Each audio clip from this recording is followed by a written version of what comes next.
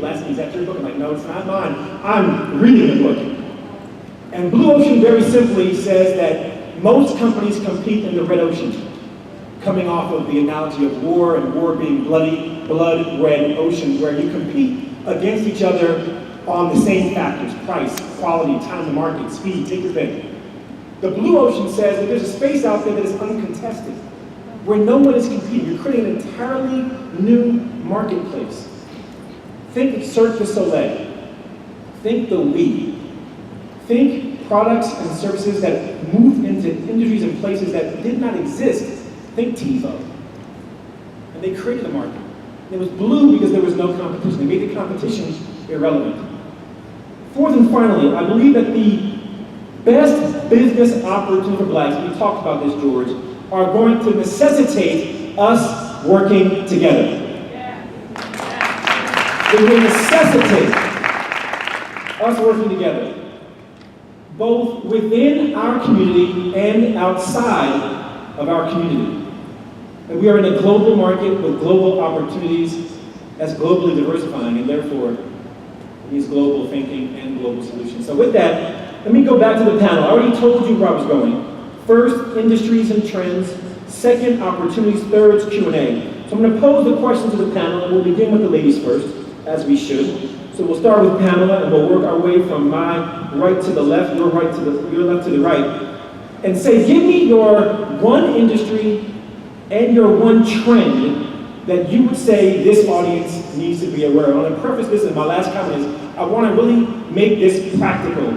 I want you all to walk away with some concrete ideas and maybe even strategies for how you can seize the best business opportunity for blacks in the 21st century. So Pamela, go ahead and kick us off, and we'll move down the way to the ladies, and we'll work our way to the brothers. Thank you, Randall. So I think when I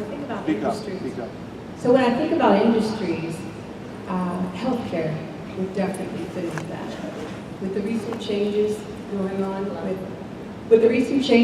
on with Obamacare, it's really opening up a market, and our current healthcare system does not have the capacity to serve the growing number of people that are going to enter the system.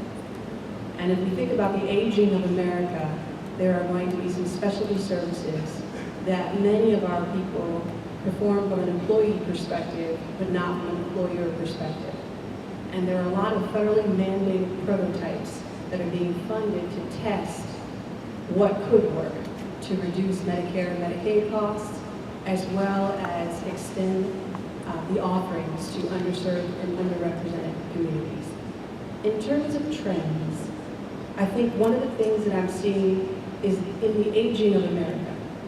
Black and white does not matter if you understand green. So if you understand what good business looks like, what I see is that there are aging people who don't look like us, but need to succeed their businesses, need to sell them to somebody. If we were to grow through acquisition, to acquire those enterprises, they become new minority businesses, capable of opportunities, but have infrastructure and a legacy and a tradition that we can grow and enhance with our own culture. So I see those two things, healthcare and the ability to look outside our community for opportunities to bring companies into our community so that we can take them to the next level. We give Pamela applause for being brief. Thank you, Pamela. Thank you. Sister Lisa Nichols, you are up next. I think one of the industries that is a great opportunity is the high service, high touch. That in this era of snail mail, text mail, Twitter mail, email, Facebook mail, LinkedIn mail, that we have gotten away from the people touch. We can sit in the car, 4 people in 4 different conversations, all through their mobile devices. So I think that the industry as the service, people, social industry, but people to people, like reasons for people to get back together again. Businesses and events, not necessarily just business, around business, but around the connection of people. And realizing that nothing is more valuable than investing in the human capital of someone. And so those businesses that are high touch, high social touch, in a time where we're trying to move away and move online, I think the Blue Waters is going back to that old school high touch connection that got us to where we were. I think that it's an industry where, and it's almost like you can't define what it is because it's so unknown still. But what can we do to bring people together, whether it be on small platforms, on large platforms, whether it starts online, comes to face-to-face, whether it be weekly, whether it be monthly. We're trying to get away from touching people because we want to make automated money. Well, I think long-term, not cement, not a sinking sand money, but cement money is going back to being willing to touch people, gather their children, and give them experiences that they're missing. And our children haven't even had those experiences at all. So to give them something. So I think some of the new things that are created will come from an old experience that we used to have that we now forget about, we now miss, but we're forgetting that we even miss it. Sister Barnes. Sister Barnes, yes. Hi. One of the industries where I see a major change taking place. Hold the mic a little closer. One of the industries where I see a major change taking place at is the financial services industry.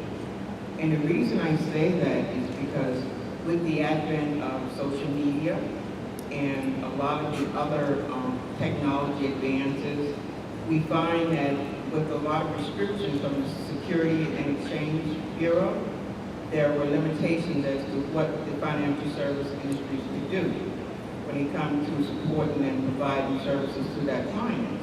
So as we start to forge ahead and keep up with today's technology, this industry will go through some major changes. And one of the things we have to do is be prepared for it, not only in our marketing, but how we currently reach our clients.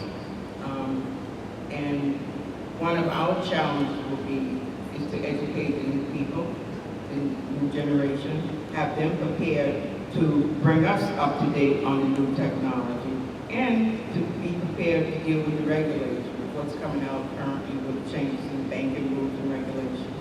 So again, this is another industry where there is major impact, and we have to be prepared as a people to deal with that. All right, Dr. Tim, let's go to you and work our way back around. Go ahead. Well, I think your question is extremely interesting, particularly as it relates to the industry that I'm interested in the most, which is education, the business of education, particularly urban education. So when we talk about urban education as a business, I think we're in a state that we're in a very challenged state. Particularly when we say urban education equals black. And so, everyone all around the country, I'm in Cleveland, but everyone in Dallas and New Jersey and Washington, D.C., we're all concerned about the condition of education, and particularly the condition of our own children. So, and there's not a lot of us that are in the business of education. And so I hope to be able to talk about that a little later on, and some of the opportunities that exist for us as it relates to educating our children. Everett? Well, I think I'll piggyback off of what Tim said. According to Nielsen's, the top 5 viewed programs that black folk watch are sports. No scandal? Excuse me? No scandal? Scandal. Not scandal, no. Any gladiators out there? No, and it's ironic that as we speak seriously, as we speak, the NBA draft is going on, right? Right. And so we dominate on the playing field, we watch more sports than everybody else, and so the opportunity for us in the future, which is now, is how to make money off of sports, and the money we can make off of sports will fuel the other 9 best ideas.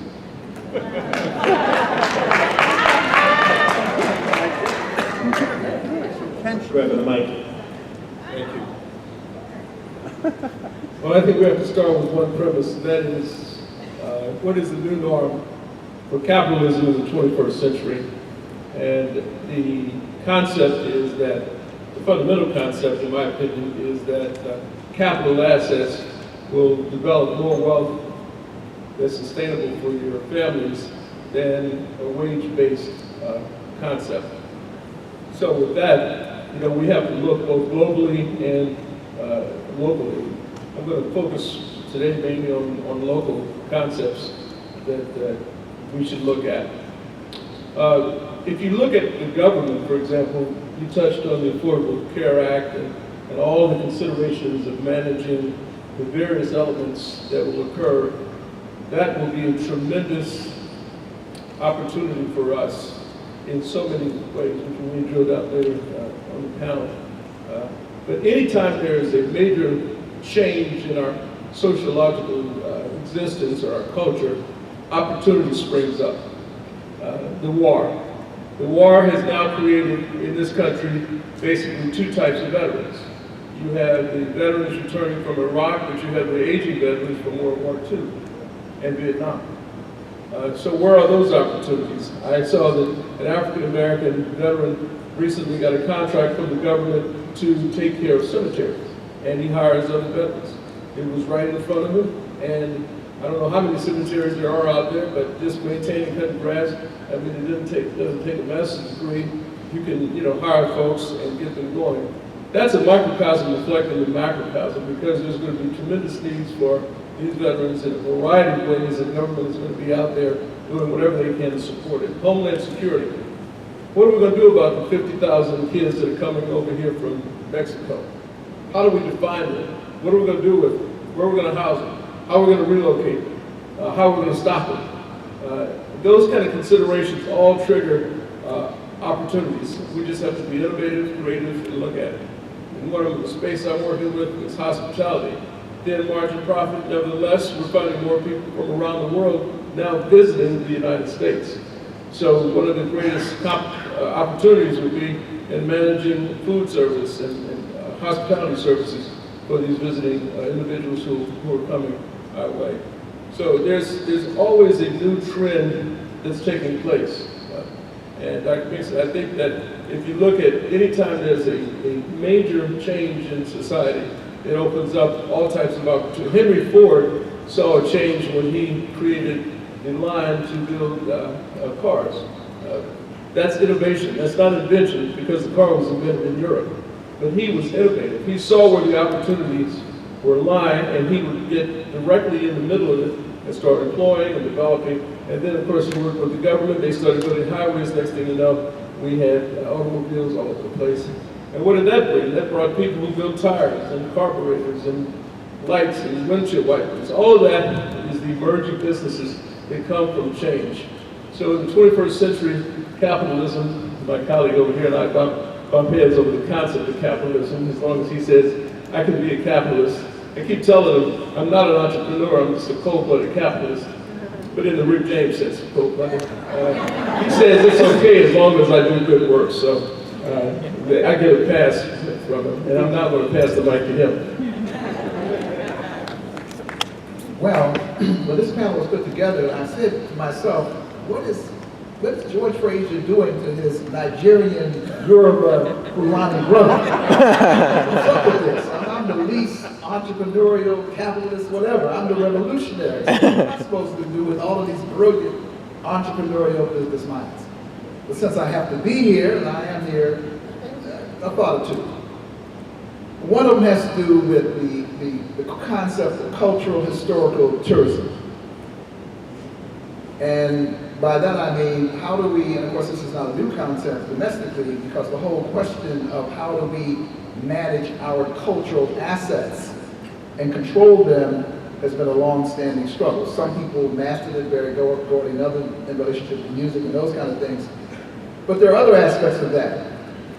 And particularly in terms of reinforcing our sense of who we are, there are all kinds of now black museums, historical sites, and things of that nature, that it seems to me opens up some opportunities for a business opportunity. But also internationally, which is one of the things I really want to talk about, okay, well, there's an opening here, is cultural, historical tourism in the places we go.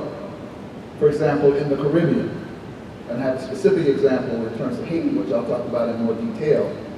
Because one of the things that happens is, when we go internationally, we go to all these places, they're great visits, but when you look just beneath the surface, there may be black governments, but the economy and all the shops and stores and everything else is controlled by people who don't look like us. So the question is, how do we make some inroads into that piece of work? Because, you know, we travel.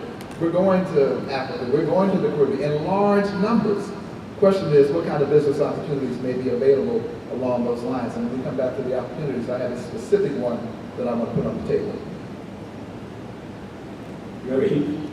Thank you for that. Let me share two trends and one industry-specific thing. The two trends I see most are, we're moving to a very service-oriented economy.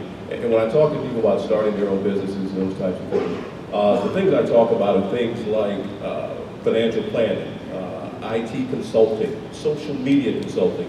A big one now is elderly care provided, transportation services for the elderly. We're going to be in a service-oriented environment, and I think there's opportunity. I sat on the board of an organization called WMS Industries. They're the #2 slot machine manufacturer in the world, and I saw one of their IT consultants, a young Indian guy, leave the organization, six-figure job, to become a contractor for the organization to make seven figures. And so I think there's opportunities in the service industry. Secondly, we are in an e-commerce environment. It's all about doing business over the internet. What keeps the Walmarts and the Best Buys and used to be the Borders awake at night was that people were going to figure out how to do business over the internet. And I think there's a great opportunity for entrepreneurs to start businesses over the internet because, again, that's the way of the future. From an industry perspective, George will know I made my bones in the grocery retail space, and there is an $85 billion opportunity called specialty retail.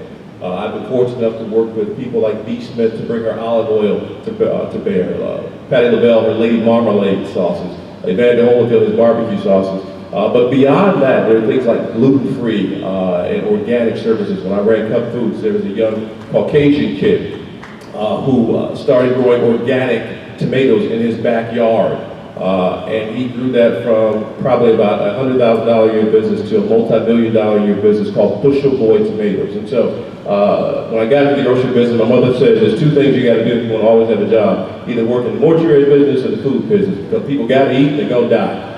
And so I think there's a lot of opportunity in the specialty retail area as it comes to food. Excellent, excellent. Some good opening remarks. Thank you, panel. I want to